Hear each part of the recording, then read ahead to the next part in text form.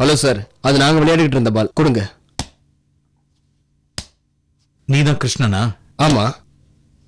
உனக்கு என்ன பெரிய கோகுலத்து கிருஷ்ணங்கிற நினைப்பா? ஹலோ, யார் சார் நீங்க? அரவிந்தோட ஃப்ரெண்டுன்னு சொல்ல தெரிஞ்ச உனக்கு கவிதாவுக்கு ஒரு பிரதர் இருக்காங்கிற விஷயம் தெரியாம போயிடுச்சா? ஏண்டா, எவ்வளவு தைரியம் இருந்தா கல்யாணமான ஒரு பொண்ணோட கையை பிடிச்சி இழுத்து அவகிட்ட பம்பு பண்ணிருப்ப. ஏண்டா, அரவிந்தோட வீட்டுக்கு போயிருக்கியா? கவிதா சமைச்சு போட்ட சாப்பாடெல்லாம் சாப்பிட்டிருக்கேன்னு சொன்னியாமே, இப்ப நான் உனக்கு சமைச்சு போட போறேன்டா. சாப்பிட ரெடியோ? சார் வேணாம் சார், விட்டுருங்க. நான் ஏதோ தெரியாம பண்ணிட்டேன். விட்டுருங்க சார், விட்டுருங்க. தெரியாம பண்ணிட்டேன். செய்யறதெல்லாம் செஞ்சுட்டு தெரியாம செய்யும்போது எதுவும் தெரியாம நம்ம கிருஷ்ணன்டா சார், தெரியாம பண்ணிட்டேன்னு சொல்றேன்ல. இப்படி எல்லாம் கெஞ்சினா நான் உன்னை சும்மா விட்டுவேனா? உன்னை சும்மா விட்டா இன்னும் 4-5 பொண்ணுங்களோட கையை பிடிச்சி எடுக்கணும்னு தோணும்டா. போலீஸ்ல பிடிச்சு கொடுத்தா சாக்கு போக்கு சொல்லி தப்பிச்சிடுவீங்க. எங்க அக்காவோட கையை பிடிச்சு இழுத்து இந்த கையை உடைச்சாதான் இன்னொரு தடவை பொண்ணுங்களை பார்த்தா ஞாபகம் வரும்டா. ஏய், எப்படி எப்படி எங்க அக்காவை பார்த்து தப்பா பேசுறியா?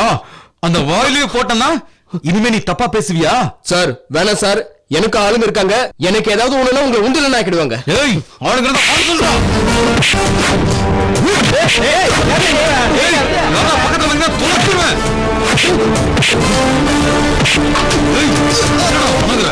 ஹலோ, துளைச்சிருவேன். எப்படா ஒரு பொண்ணுகிட்ட தப்பா நடக்க தோணுது? இந்த கையால தான் எங்க அக்கா கையை பிடிச்சு இழுத்த. ஏய், சொல்லு சொல்றா. விடுங்க சார். சொல்றா சார், விடுங்க சார். எங்க அக்கா கிட்ட தப்பா நடந்துக்கிட்ட சொல்றா. சொல்றேன்ல, கேக்குறல. விடுங்க சார், உண்மையை சொல்லிடுறேன். விடுங்க சார். சார், நான் இந்த மாதிரி செஞ்சதுக்கு உங்க அக்கா கிட்ட இப்படி நடந்ததுக்குலாம் ஒரு காரணம் இருக்கு சார்.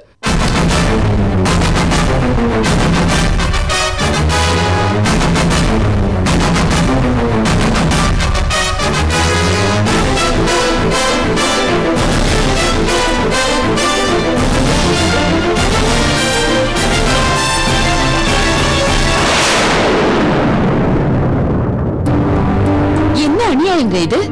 ஒரு பொண்ணை பத்தின எல்லா விஷயத்தையும் தெரிஞ்சுக்கிட்டு அவ போற இடம் எல்லாம் பின்னாடியே போய் அவ கையை பிடிச்சு இழுத்தது இல்லாம அவளுக்கு அவனுக்கு தொடர்பு இருக்குன்னு சொன்னானா அவனை என்ன பண்ணா தகும்? சரி, நீ அவனை விட. அகிலா கவிதாவை காப்பாத்தி வீட்டுல கொண்டு விட்டு வந்திருக்கால, இனிமேலாதான் அவ அருமையை புரிஞ்சுக்கட்டும். சரிங்க, அந்த பொண்ணு வீட்டுல சொல்லணுமே. கவிதா அங்க போய் நடந்ததெல்லாம் சொல்லணுங்கிறதுக்காக நான் அவளை காப்பாத்தலமா? தன் ஒய்ஃபை பத்தி புரிஞ்சுக்க முடியாதவரு மத்தவங்க சொல்லிய மனசு மாற போறாரு.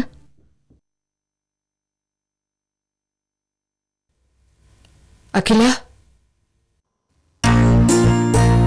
அகிலா, கவிதாமா.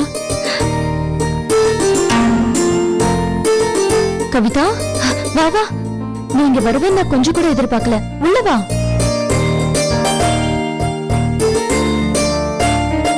வா வாமா கவிதா, உனக்கு ஆயுசு 100. ஐயோ, எதுக்கு அவ்வளோலாம்? அகிலா உனக்கு உதவனை பத்தி நாங்க இப்பதாம பேசிட்டு இருந்தோம். ஏ, அகிலா செஞ்ச உதவியை மறந்துட்டு நான் அப்படியே இருந்துருவேன்னு நினைச்சிட்டீங்களா? என்ன கவிதா, உதவி அதுன்னு முன்ன பின்ன தெரியாத பொண்ணுக்கு அப்படி ஒரு சங்கடம் வந்திருந்தாலும் நம்ம பார்த்துக்கிட்டு சும்மாவா இருப்போம்? உனக்கு ஏதாவது ஒண்ணுனா என்னால எப்படி பொறுத்துக்க முடியும்? ஆனா நீ இங்க வந்திருக்கிறது தெரிஞ்சா அப்பா அம்மா கோச்சுக்க மாட்டாங்களா? இன்னும் அப்பா அம்மாக்கு இந்த விஷயம் தெரியாது. ஆனா ஜீவா கிட்ட மட்டும் எல்லாத்தையும் சொல்லிட்டேன். அகிலா, நீ மட்டும் அன்னைக்கு வந்து என்னை காப்பாத்தலன்னா நான் சூசைட் கூட பண்ணிட்டு இருப்பேன். கவிதா, ஆமா அகிலா, நான் என்ன தப்பு பண்ணேன்? என் மேல எதுக்கு அந்த பழி வந்து விழுந்தது? ஆனா அந்த சம்பவத்துக்கு அப்புறம் தான் எனக்கு ஒரு விஷயம் நல்லா புரிஞ்சுது. இதே மாதிரி தானே அன்னைக்கு நீயும் எந்த தப்பும் பண்ணாம உன் மேல பழி வந்து விழுந்தது.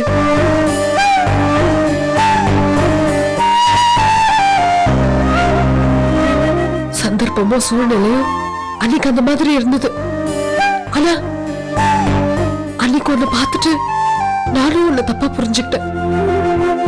நீ எங்க எல்லார்கிட்டயும் அவ்வளவு கெஞ்சியும் உன்னை நாங்க யாருமே நம்பல.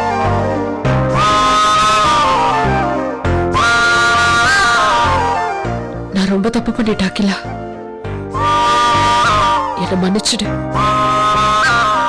நான் நடந்த எல்லா விஷயத்தையும் ஜீவா கிட்டயும் சொல்லிட்டேன். அப்படியா? அவர் என்ன சொன்னாரு? அவன் எதுவுமே பேசல. பேசாம போயிட்டான். ஆனா இதை நம்பக்கில்ல, அவன் நிச்சயமா மனசு மாறி வருவான். அவரு மனசு மாறி வரணும்னு தாம்மா நாங்க எல்லா தெய்வங்களையும் வேண்டிக்கிட்டு இருக்கோம். ஆனா அகிலாவுக்கும் மாப்பிள்ளைக்கும் இந்த குழந்தை பிறந்ததான்னு கேட்டாரே, அதைத்தாம்மா என்னால தாங்கிக்க முடியல. ஏன் இன்னும் அதே பேசிட்டு இருக்கீங்க? அவன் பேசுறது தப்புதான், நான் ஒத்துக்கிறேன். ஆனா தயவு செஞ்சு யாரும் அதை மனசுல வச்சுக்காதீங்க. அவர் மனசு மாறும் நீ நினைக்கிறியா? காணாம போன குழந்தை திரும்ப கிடைச்சும் கூட அவர் வந்து அவளை பார்க்கவே இல்லை. அவர் பழைய ஜீவா கிடையாது கவிதா. ஆமா, நான் பழைய அப்பாவி ஜீவா கிடையாது.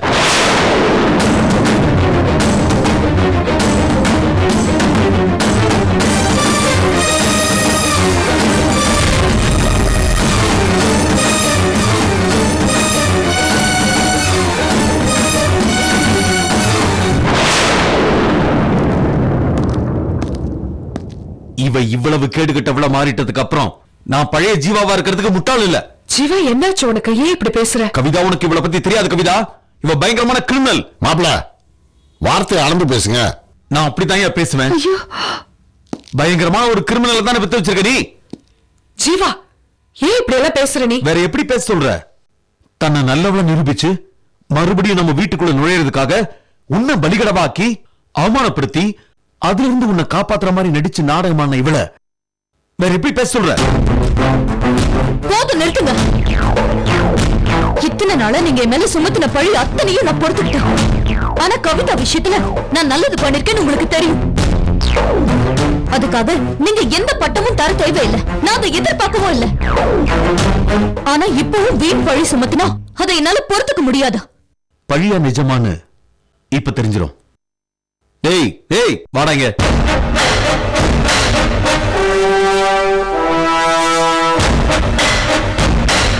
மேடம், என்ன மன்னிச்சிருங்க மேடம்.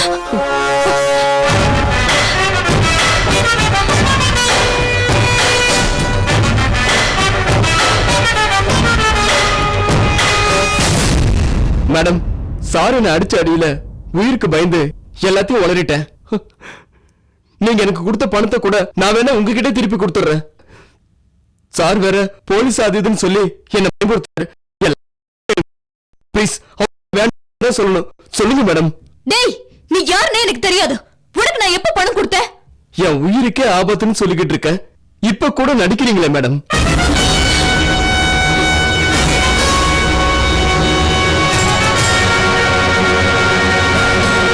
நான் சொல்ற மாதிரி நடிச்சு கவிதா கூட பழகு.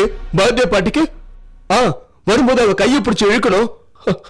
அப்போ நான் வந்து காப்பாத்துற மாதிரி காப்பாத்துறேன்னு அன்னைக்கு நீங்க தானே மேடம் சொன்னீங்க. உடனே உங்க மேல நல்ல அபிப்பிராயம் வந்து உங்க புருஷன் உங்களை சேர்த்துப்பாரு, உங்க லைஃப் நல்லபடியா அமையணும்னு நீங்க தானே மேடம் என்ன இப்படி எல்லாம் செய்ய சொன்னீங்க. நானும் ஹெல்ப் பண்ணேன். இப்ப என் லைஃபுக்கு ஒரு பிரச்சனைன்னு வரும்போது இப்படி கையை விரிக்கிறீங்களே மேடம்.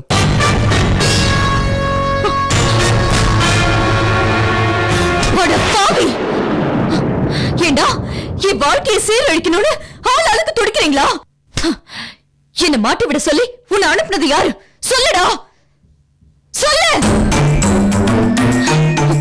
கவிதா, இவ சொல்றத நம்பாத.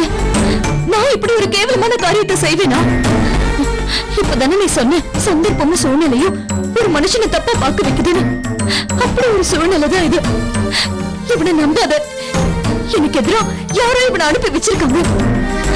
நீ என் கூட பொருந்தவ மாதிரி ஏன் சுயநலத்துக்காக உன்னை தப்பா பயன்படுத்துவேனா?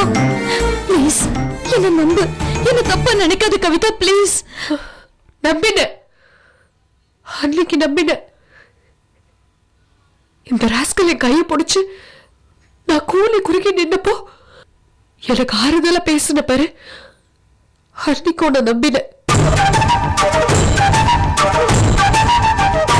என்னை காப்பாத்த வந்த தெய்வமா நான் உன்னை பார்த்தேன். ஆனா நீ எனக்கு துரோகம் பண்ணிட்ட. கவிதா, பேசாத, பேசாத. உன் பிளான் எல்லாம் வெளியே தெரிஞ்சு போகும்னு நீ நினைக்கல. உன் லைஃப் நல்லா இருக்கணுங்கிறதுக்காக என் வாழ்க்கையை நாசம் பண்ண பார்த்தல.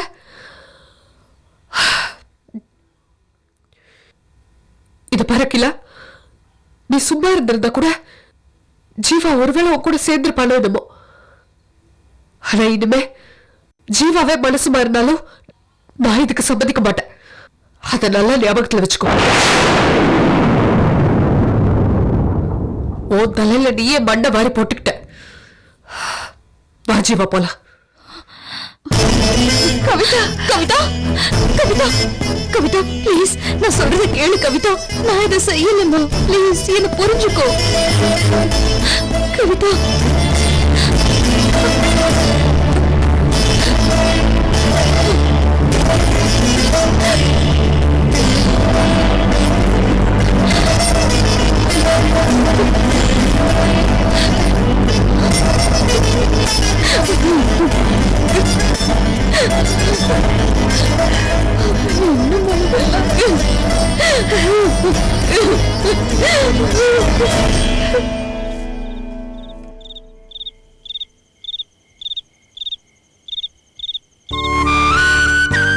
கவிதா பேசாத பேசாத பேசாத பேசாத. உன் பிளான் எல்லாம் வெளியே தெரிஞ்சு போகுது.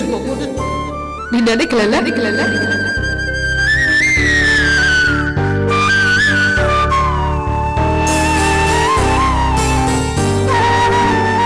உன் லைஃப் நல்லா இருக்கணுங்கிறதுக்காக என் வாழ்க்கை நாசம் பண்ண பார்த்தல.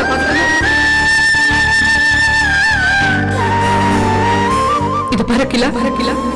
நீ சும்மா இருந்திருந்த கூட ஜீவா ஒருவேளை உன் கூட சேர்ந்திருப்பானோ என்னமோ.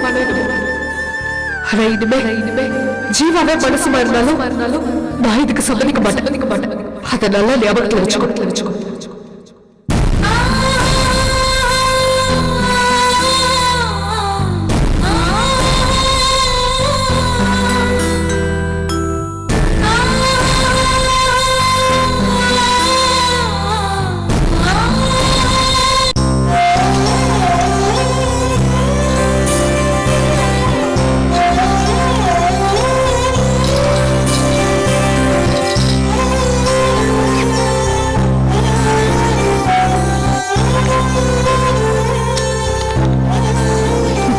வடச்சொல்லும்.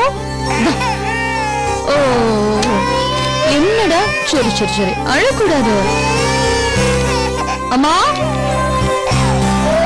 அம்மா வரேன். சாப்பாட்டுக்கு வந்துருவில்லம்மா? தெரியலம்மா, இன்டர்வியூ முடிய எவ்வளவு நேரம் ஆகும் தெரியல. எப்படியும் இந்த வேலை கிடைச்சிடும் எனக்கு நம்பிக்கை இருக்கு. அப்படி கிடைச்சா இருந்த அப்பாயின்மெண்ட் ஆர்டர் வாங்கிட்டு தான் வரணும். அது வரைக்கும் இந்த குழந்தை ஒண்ணு பிரிஞ்சு எப்படி இருக்க போறாளோ தெரியல. என்ன பண்றது? வேலைக்கு போகணும்னா பிரிஞ்சு இருந்துதான் ஆகணும். இந்த நீதான் அவளை பாத்துக்கணும். அம்மா அழாதடா, அழாத. அம்மா சீக்கிரம் வந்துருவா. வா என் செல்ல, அழக்கூடாதம்மா, அழக்கூடாதுன்னு. இது பாரு, அம்மா வேலைக்கு போனதால உனக்கு வேண்டியதெல்லாம் வாங்கி தர முடியும். உன்னை ராணி மாதிரி வளர்க்க வேண்டாம். ஓ சரி வேண்டாம். இது பாரு, பாட்டுக்கிட்ட சமத்தா இருக்கணும். அம்மா ஓடி போயிட்டு ஓடி வந்துருவேனா? சரி அழக்கூடாது. என்ன இல்லம்மா, புடி. அழாதடா. சரி நான் கிளம்புறேம்மா. சரிம்மா. அம்மா மொத்தமா பால் கலந்து வச்சிருக்கேன். ஒவ்வொரு தடவையும் போட்டுல சுடு தண்ணியில போட்டுக்க. நான் பாத்துக்கிறேன். உன்னை பத்த ராஜாத்தி அழாதடா செல்லம். அம்மா வேலைக்கு தானே போறா, வேற எங்க போறா? அழக்கூடாது. அழாதம்மா. அம்மாவுக்கு டாட்டா சொல்லு.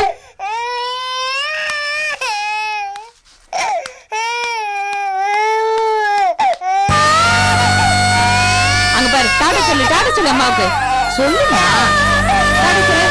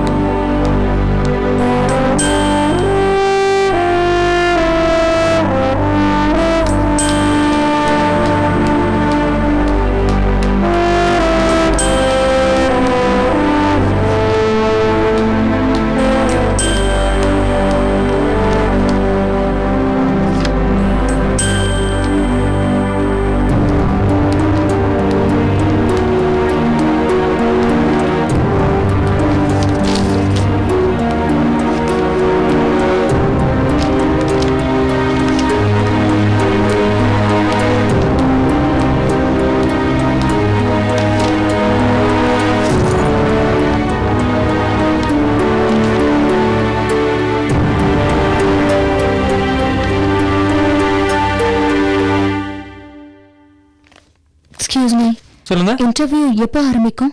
இப்ப ஆரம்பிச்சிருங்க மேடம். ம்.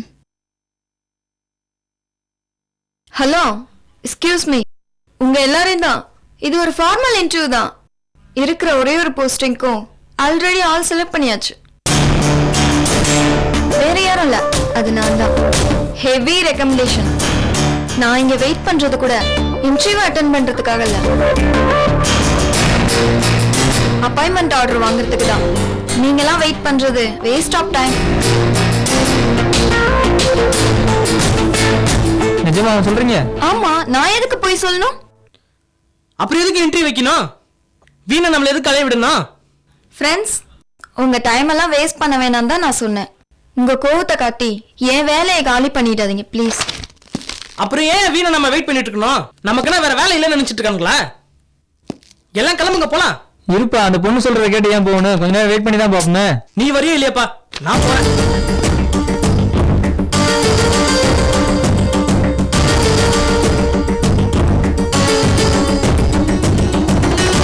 இங்க வித்யாங்கிறது யாருமா? நான் தான். நீங்க உள்ள போங்கம்மா. ஓகே. அந்த பொண்ணு சொல்றது சரிதான், நமக்கு இந்த வேலை கிடைக்காது. நான் கிளம்புறேன்.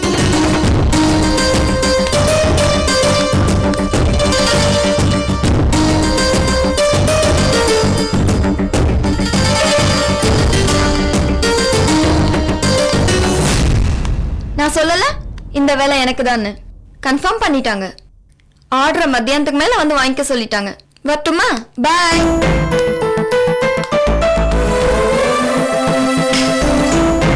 கண்டிப்பா எனக்கு இந்த வேலை கிடைக்க போறதில்ல. கடவுளே.